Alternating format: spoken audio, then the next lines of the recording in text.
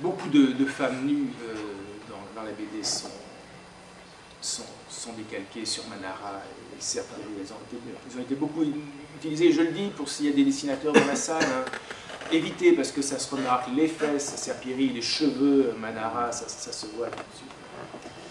Faites plutôt comme Chantal Montelier. Allez prendre vos femmes nues chez... Ça, c'est une histoire qui est parue dans À suivre, en 1987. Ça s'appelait Tétuba. Elle est allée se servir chez Möbius, dans L'homme est-il bon, qui était paru 10 ans plus tôt. Et quand j'ai montré cette image jeudi, j'avais donné cette conférence jeudi, BSK qui était dans la salle m'a dit « Ah, mais Möbius s'était servi d'une photo de Muybridge, la décomposition du mouvement chez Muybridge. » Il y a beaucoup de photos chez Möbius. Voilà. Et donc, vous savez, quand il faisait couvrir quelqu'un, et avec plein d'appareils photo, il avait décomposé le mouvement.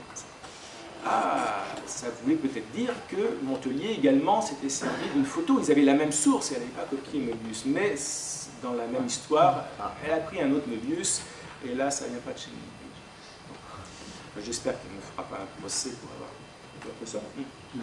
L'avocat est à la porte. Juste t'arracher les couilles. Bon, je peux faire le procès, mais je parle de procès, ça n'a rien à voir avec les plagiats, mais elle avait quand même... notre président, cette année, Liem, avait écrit dans Libération, sa chronique écrite à la main, là, avait chroniqué un livre de Montelier, ça ne lui avait pas plu, elle avait fait un procès à Libération, l'article de Willem qu'elle a perdu, hein, mais... Il n'y aura jamais perdu. Voilà.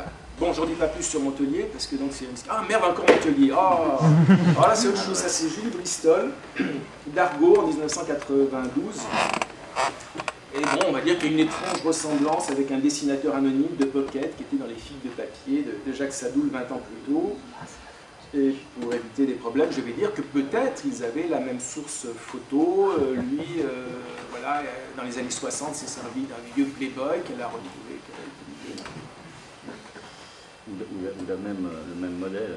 Oui, la même fille qui est posée deux fois dans la même position. Des fois, tu la payes à plusieurs parce que tu n'as pas d'argent.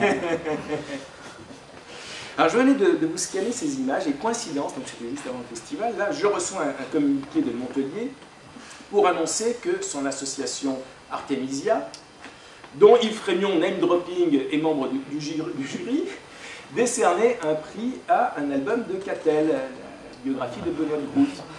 Catel, j'allais l'oublier. Ça a été un des cas remarquables de plagiat ces dernières années. Alors c'était, merci de me l'avoir rappelé, c'était en 2007, au centre de la page de Catel,